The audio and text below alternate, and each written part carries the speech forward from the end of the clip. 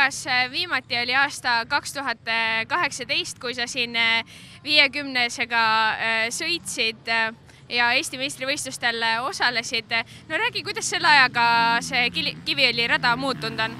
Ausalt öeldes ma isegi ei mäleta, et ma siin olen kunagi käinud. Ja nüüd me käisime mingi 6 aega tagasi siin ühe korra trennis ja siis tuletasime praegu meelde ja nüüd tulime võistlema.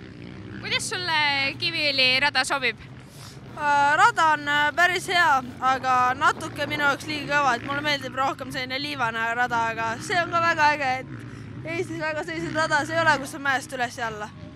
No ma siin enne starti nägin, et isa päris pikalt sinuga rääkis. Millest te räägite enne starte? Pigem, et räägime sellest, et kas eelmine sõit oli amortea, siis kui ta vahetab pärast vaatusringi, näiteks kui on hea, siis jätab nii, kui ei ole, siis vahetame ja siis, et ole tubli ja sõida mõnuga. No mõlemad sõidud sa täna võitsid. Võta võib-olla oma sõnadega tänane päev kokku. Kvalifikatsioon oli hea. Ei saanud küll kõige paremat aega, aga esimene. Ja esimeses sõidus tulin kõige väljast ja sain stardivõidu. Ja võitsin ka sõidu ja tunne oli väga hea ja teine sõit. Olin stardis teine, sain kohe Endrist esimese sirge lõpus mööda ja sõitsin oma sõidu lõpuni. Aitäh sulle ja palju õnne 85.